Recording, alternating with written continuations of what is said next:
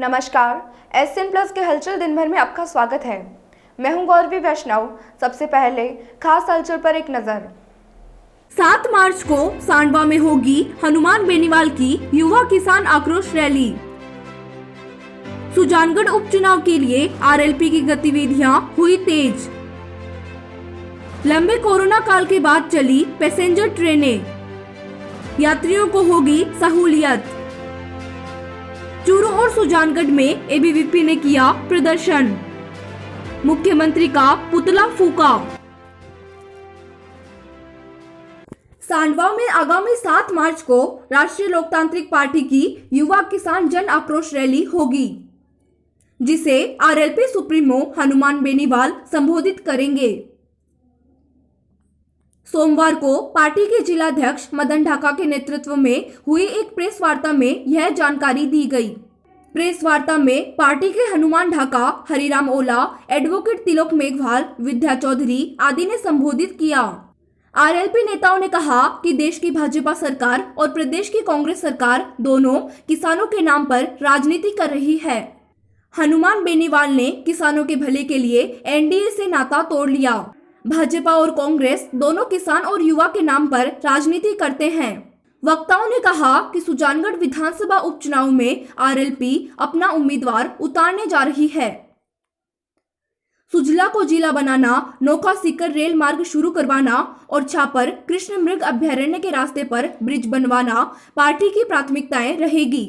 RLP नेताओं ने कहा कि स्वामीनाथन आयोग की रिपोर्ट पर लागू करवाना, संपूर्ण कर्ज माफी, बिजली की दरें कम करवाना, ढाणियों में बिजली के कनेक्शन करवाना, पेट्रोल की कीमतें कम करवाना, 20 किलोमीटर तक टोल नाके फ्री करवाना, वीसीआर के नाम पर बिजली विभाग की लूट बंद करवाना पार्टी का प्रमुख एजेंडा रहेगा। प्रेस वार्ता में आरएलपी के सरोज नायक, आसिफ राइन, बजरंग प्रजापत, कालूराम, विजयपाल गोदारा, राजेंद्र छरंग, अशरफ राइन, ओम प्रकाश जानू आदि मौजूद रहे। देखो, सुजानगढ़ में पूर्व मंत्री मास्टर पवनलाल जी के निधन होने से ये सुजानगढ़ सीट खाली हो गई। उस हिसाब से यहाँ उपचुनाव हो रहे हैं और कांग्रेस और बीजेपी पिछले 70 सालों से राजस्थान में दो ही बड़ी पार्टियां ये राज कर रही हैं। जनता इनसे दुखी है, बहुत ज़्यादा, बहुत से मुद्दे हैं उनको लेकर व्याकुल है, पर ये परेशानी किसको बताए। इसका हल थर्ड फ्रंट हनुमान जी बेनीवाल ने किसानों और नौजवानों की जो पार्टी बनाई है, जनता उन थर्ड फ्रंट की जो आरएलपी पार्टी है उनसे जनता उम्मीद लगा के ये मानस बनाया है कि हनुमान जी बेनीवाल साहब, आप आरएलपी का यहाँ चेहरा उतारो, हम तन मन से सहयोग करेंगे। अभी तक नहीं मिली पाई आपको हनुमान बेनीवाल? नहीं, हमने कल सैकड़ों कार्यकर्ताओं ने नागौर आवास पे जाके सांसद महोदय से मुलाकात की और उन्होंने पूरा भरोसा दिया है कि तुम तैयारी में जुट जाओ और निश्चित तौर पे उपचुनाव हम आरएलपी पार्टी लड़ेगी।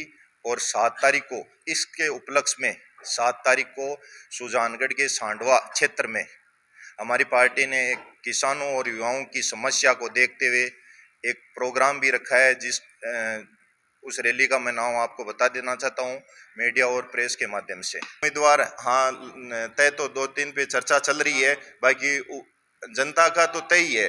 बाकी सुप्रीमो के जो भी आदेश होंगे हम एकजुटता के साथ, संपूर्ण कार्यकर्ता एकजुटता के साथ हमारे उम्मीदवार को जिताने का पूरा प्रयास करेंगे। फिर पे देखो, हमारे बिजली के मुद्दे रहेंगे।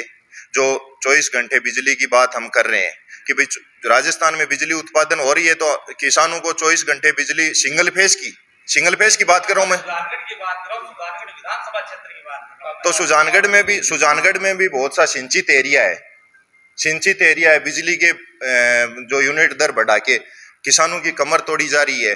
मैं आपके माध्यम से बताना चाहता हूं कि गवर्नमेंट उस पे भी अमल करे और किसानों की जो बढ़ी हुई रेटें हैं वो वापस ले, ताकि हमारे सुजानगढ़ के अतुना जो सिंचित बेल्ट का एरिया है, किसानों का एरिया है, उनको किसानों को फायदा मिले।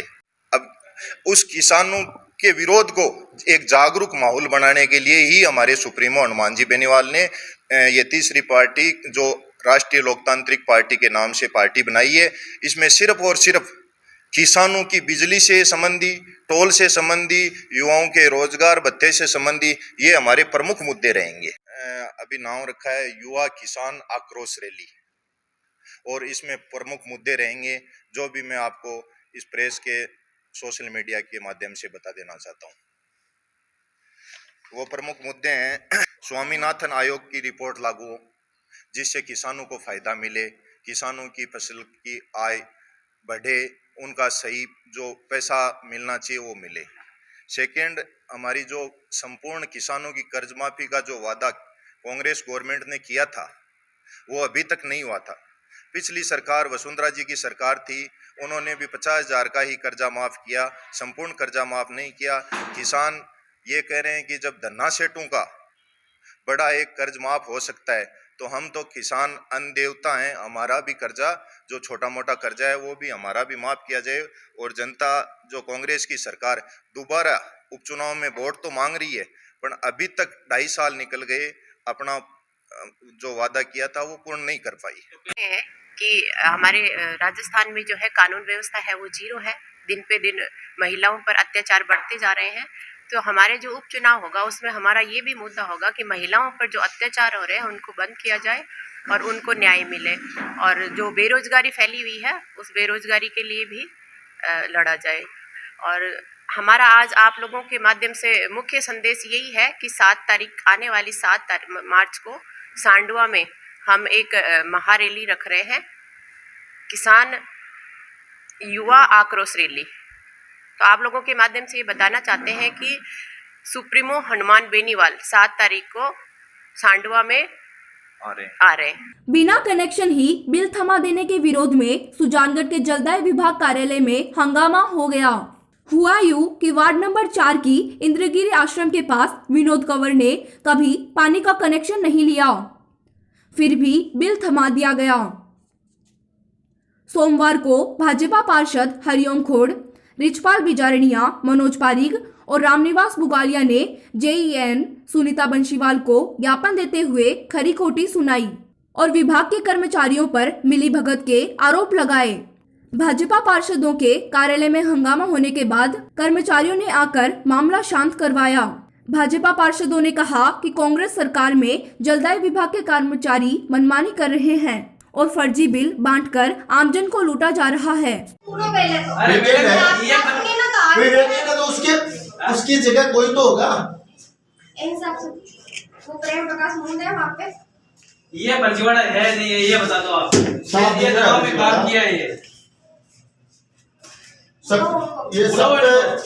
पे कार्रवाई होगी। कौन का काई मतलब 3 दिया तो ते पर जाओ जगह तो आधे का बोली को पाइपलाइन है या नहीं है या कनेक्शन है। ठीक है, मानने वाली बात है। जना बच्चे बात नहीं, बात मान ली तो इसकी कार्रवाई करो ना। कार्रवाई कराओ इनके खिलाफ। उनके खिलाफ मदद करो।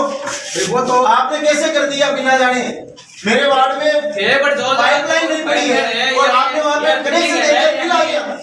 भाजी सुनो नहीं, ये साइन कार्ड किसके साथ है? मेरे एक वार्ड में एक बड़ी विचित्र घटना हुई है। ये उनके मोहल्ले में पाइपलाइन डली हुई नहीं है और वो पानी का कनेक्शन के लिए 15/10/2020 को उन्होंने एक रसीद कटवाई थी और रसीद के बेस पे इनका बिजली का पानी का बिल आ गया और उधर पाइपलाइन दूर दूर तक नहीं है उनका। वो मेरे को बहुत दिनों से बोल रहे थे कि हमको पानी के लिए दूर दूर से टंकी से पानी लेके आना पड़ता है, और ये जब बिल आया तो उन्होंने मेरे को बताया कि पानी के लिए हम तरस रहे हैं और हमको सरकार ने ये तोहफा दिया है। तो मैं एन साहब से ये निवेदन करूंगा कि जिस अधिकारी ने जिस कार्यकर्ता उनके जो भी कर्मचारी ने ये काम किया उन पर कड़ी कार्रवाई हो और उनको न्याय मिले। मामला ये बस साहब कि ये वाटर बॉक्स सुजानगढ़ का मामला है। इसमें हमारे वार्ड संख्या 4 में एक विनोद कंवर वाइफ ऑफ बजरंग सिंह राजपूत के घर पे, जहाँ पे न तो कोई पाइपलाइन गिरी हुई है, दूर दूर तक नहीं है पाइपलाइन, और उनके पास वाटर बॉक्स ने सुजानगढ़ ने बिल भेजा है बिना पाइपलाइन के, बिना कोई कनेक्शन के। यहाँ पे इन्होंने बिल भेजा है 27/1/2021 को, अंतिम भुगतान तिथि है ये, और जारी किया गया है उनका ये जनवरी 21 को। तो ये हमारा एक वाटर बॉक्स से राजस्थान सरकार से, कांग्रेस सरकार से ये मेरी निवेदन है कि इतनी भूख आ गई है क्या राजस्थान सरकार के पास कि गरीब लोगों के पास झूठे बिल भेजे जा रहे हैं। हम वाटर बॉक्स सुजानगढ़ से इसके जिन्होंने भी ये बिल भेजा है या जिन्होंने भी ये फर्जी कनेक्शन किया है उनके खिलाफ हम कार्रवाई चाहते हैं, प्रशासनिक कार्रवाई चाहते हैं। कोरोना काल के कारण लंबे समय से बंद पड़ी डेमू ट्रेन सोमवार को फिर से शुरू हो गई। सोमवार को मेड़ता से रतनगढ़ तक चलने वाली डेमू ट्रेन सुबह 10:30 बजे सुजानगढ़ रेलवे स्टेशन पहुंची। ट्रेन नहीं चलने पर मेड़ता, डेगाना, डीडवाना, लाडनू, सुजानगढ़ से रतनगढ़, चूरू की तरफ की यात्रा करने वाले यात्रियों को भारी परेशानी हो रही थी। यात्रियों को निजी गाड़ियों और बसों में कई गुना ज्यादा किराया देकर यात्रा करनी पड़ती थी। यात्रा में समय भी ज्यादा लगता था। सुजानगढ़ स्टेशन CBS सुरेश चंद्र मीणा ने बताया कि कुछ समय के लिए साधारण ट्रेन का किराया एक्सप्रेस के बराबर होगा। ट्रेन में यात्रा के दौरान मास्क पहनना और सोशल डिस्टेंसिंग का पालन करना जरूरी होगा।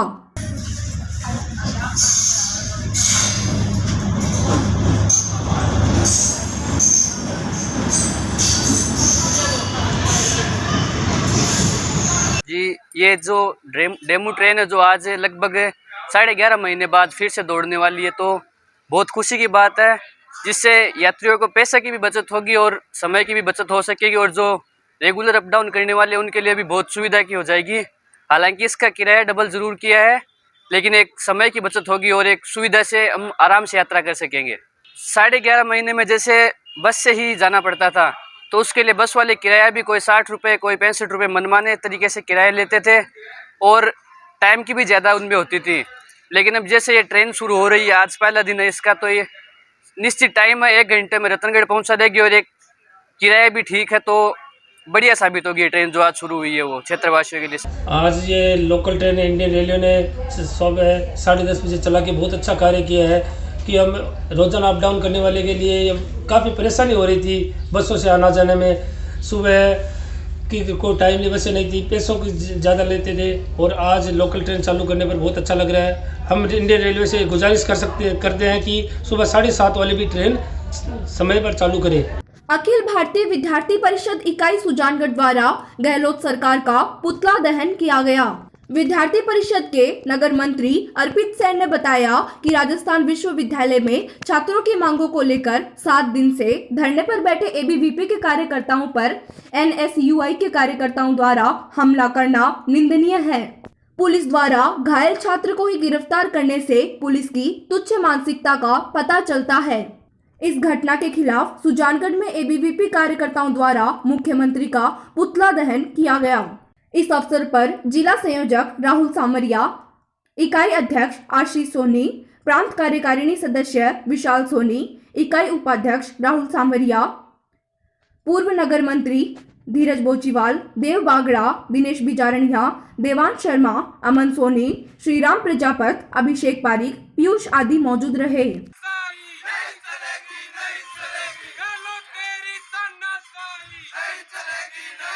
आज अखिल भारतीय विद्यार्थी परिषद जयपुर प्रांत के आदेशानुसार जो विद्यार्थी परिषद के कार्यकर्ता राजस्थान यूनिवर्सिटी के गेट के आगे जो उचित मांग लेकर बैठे थे धरने पर, उनको यथावत मांग उनकी मानी जानी चाहिए।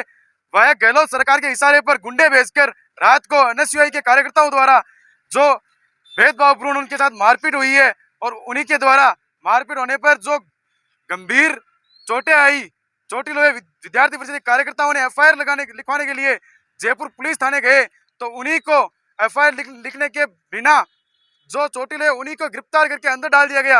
और ऐसी भेदभावपूर्ण नीति गहलोत सरकार द्वारा इशारे के अनुसार की जा रही है, जिसके विरोध में आज संपूर्ण जयपुर प्रांत में सुजानगढ़ जिले की इकाई सुजानगढ़ पर विरोध प्रदर्शन किया गया है और मुख्यमंत्री अशोक गहलोत का पुतला फूंककर यह चेताया गया है कि मुख्यमंत्री जी समय रहते हुए जाग जाए। यह युवा शक्ति है, जो उचित मांग थी, जो छात्रवृत्ति मिलनी चाहिए, सेकेंड ईयर छात्रों को, प्रमोट हुए छात्रों को वह नहीं मिल रही है। इसी के संदर्भ में आज संपूर्ण विद्यार्थी परिषद मुख्यमंत्री अशोक गहलोत मुर्दाबाद के तहत उनको चेताया गया है। राजस्थान विश्वविद्यालय में ABVP के सोए हुए कार्यकर्ताओं पर NSUI के गुंडों द्वारा जो मारपीट की गई है वो बहुत ही निंदनीय है और पुलिस प्रशासन ने घायल छात्रों को गिरफ्तार कर लिया, इसकी हम घोर निंदा करते हैं। अशोक गहलोत के राज में राजस्थान आपराधिक दृष्टि में 1 नंबर पर आ गया है। इस जादूगर की सरकार ने प्रदेश में नासूर पैदा कर दी है। हमने आज अशोक गहलोत का पुतला दहन किया है और राजस्थान सरकार से यही मांग की है कि ABVP के कार्यकर्ताओं पर जो हमला हुआ है उसकी निष्पक्ष जांच की जाए एवं एनएसयूआई के कार्यकर्ताओं को सजा हो। इसमें जिला संयोजक राहुल सामरिया के नेतृत्व में गहलोत मुख्यमंत्री गहलोत का पुतला दहन किया है। स्वच्छ लोकतंत्र का नारा देने वाली कांग्रेस सरकार आज लोकतंत्र की तानाशाही पर चली गई है, लोकतंत्र की धज्जियां उड़ा दी है। जयपुर में कायरतापूर्ण कार्य हो रहे हैं। मैं सरकार से अनुरोध करता हूं कि जल्द से जल्द आरोपियों की गिरफ्तारी कर जनता के अंदर एक सही लोकतंत्र, सही सरकार का संदेश जारी करे। धन्यवाद। सोमवार को एबीवीपी इकाई चूरू के कार्यकर्ताओं ने राजस्थान विश्वविद्यालय में धरने पर बैठे एबीवीपी कार्यकर्ताओं पर देर रात को हुए जानलेवा हमले के विरोध में लोहिया महाविद्यालय के मुख्य द्वार पर मुख्यमंत्री का पुतला दहन किया गया। छात्रों ने नारेबाजी कर हमले के आरोपियों को गिरफ्तार करने की मांग की। इस मौके पर प्रांत सह मंत्री हरीश कुमार वर्मा, जिला सह संयोजक रौनक, जिला संगठन मंत्री आकाश, भारतीय नगर मंत्री सफलता बेनीवाल, कला मंच संयोजक गौरव माटोलिया, नगर सह मंत्री प्रकाश सिंह, नगर मीडिया संयोजक ऋषिराज सिंह राठौड़, नगर एसएफडी संयोजक लक्ष्मण प्रजापत, नगर एसएफएस संयोजक दीपक जांगिड़, भानु सिंह राठौड़, तनु, प्रियंका, सुशील राठी, इकाई अध्यक्ष पीयूष चंदेलिया, इकाई उपाध्यक्ष पुष्पेंद्र सिंह, विक्रम मेघवाल आदि कार्यकर्ता उपस्थित रहे। मुख्यमंत्री मुर्दाबाद मुर्दाबाद मुर्दाबाद, केंद्र सरकार मुर्दाबाद मुर्दाबाद मुर्दाबाद। जब छात्र बोला है राज सिंहासन डोला है, जब छात्र बोला है राज सिंहासन डोला है।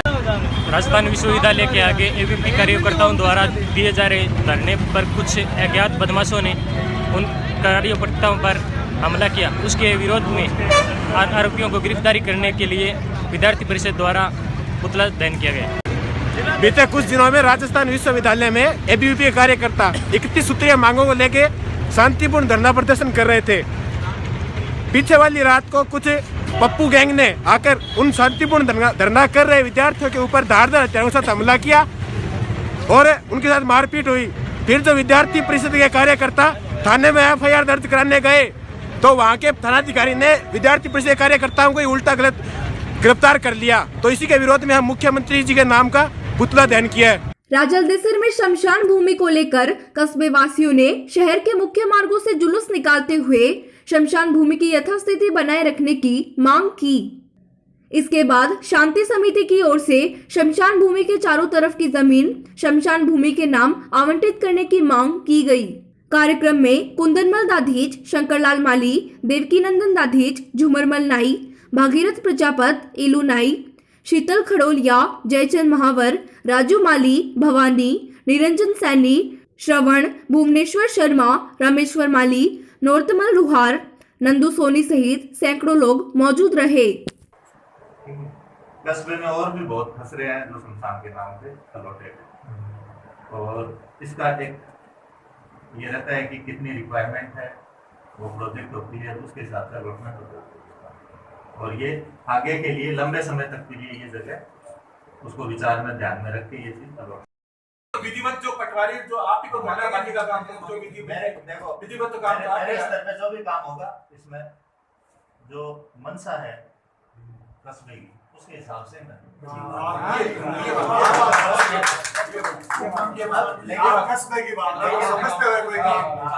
लेकिन ये चीज अब क्लियर है कि वही कस्बे के लोगों में क्या है कि मेरे हिसाब से हो सकता है शिक्षा के लिए इतना सर मैं इस विषय में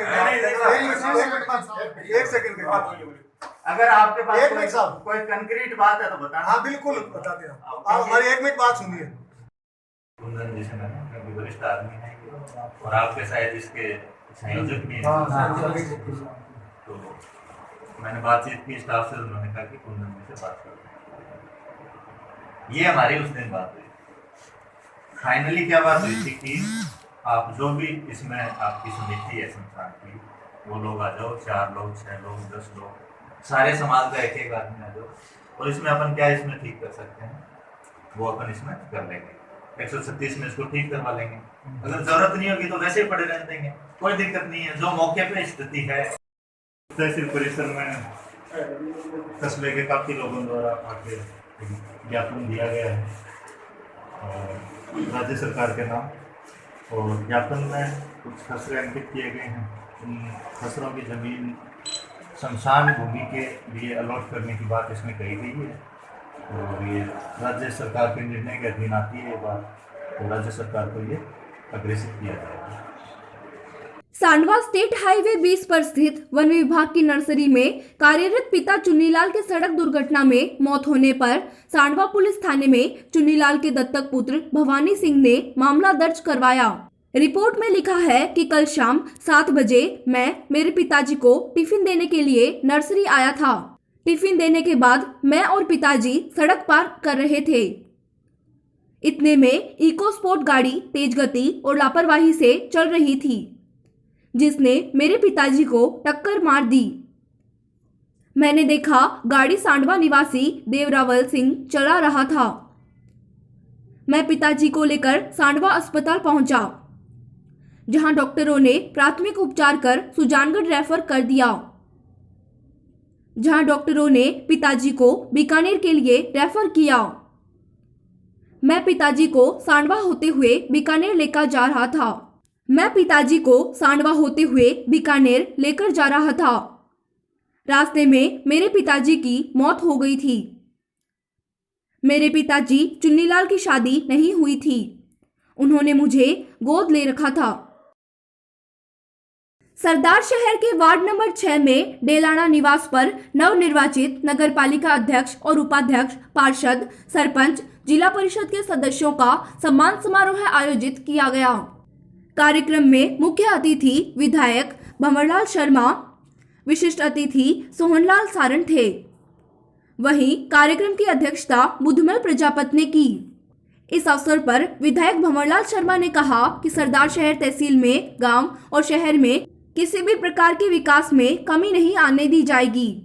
इस अवसर पर नवनिर्वाचित नगर पालिका अध्यक्ष राजकरण चौधरी, उपाध्यक्ष अब्दुल रशीद चायल, कांग्रेस नगर अध्यक्ष महावीर माली, युवा नेता अनिल शर्मा, केसरीचंद शर्मा, भीकमचंद सिंह राठौड़, ईश्वरचंद डुड्डी, लालचंद, केशरचंद प्रजापत, हनुमान डेलाना, जितेंद्र सिंह राजवी, जितेंद्र सिंह हाडा, चोरूराम सारण, भागीरथ डुड्डी, हनुमान सिहाग, शंकरलाल उपाध्याय सहित बड़ी संख्या में लोग उपस्थित थे। सीधी सीधी बात है तो फिर क्यों बुलाई? अब रही बात बिल्डिंग बनानी है, 20-25 करोड़ रुपया लागती है, तो 25 करोड़ रुपया को इनाम करना है। 25 करोड़ को इनाम करके बिल्डिंग बना के दे जाता है। अब डॉक्टर इतना आ गया बैठन देगा को नहीं, इतना डॉक्टर आ गया बैठन देगा को नहीं, कम से कम 25 करोड़ रुपया लागती है। और सागर महिला ज्यादा है। अब गरीब की लड़की आवा 30-40 हजार रुपया देने मैं फीस रहा तो नहीं रह गए तो भाई मेरी तरह भूतनी मारना आ गया 2 दिन हो गए। 15 दिन में आम आदमी को शहर के हालात दिखने लगे। शहर के मुख्य बाजार में कहीं पानी नहीं है। हमने 15 दिन में कोई जादू नहीं कर दिया, लेकिन जहाँ रोग की जड़ है उस जड़ को हम निकालने का प्रयास कर रहे हैं। और हमारे विधायक महोदय का पहला सपना है शहर को गंदे पानी की निकासी से मुक्ति दिलानी, और उसी प्रोजेक्ट पे हम काम कर रहे हैं। दूसरा लक्ष्य हमारा है कच्चा बस स्टैंड। कच्चे बस स्टैंड पे 210 गांवों के लोगों का आवागमन रहता है, और वहाँ हालात ये है कि एक महिला पैदल नहीं निकल सकती।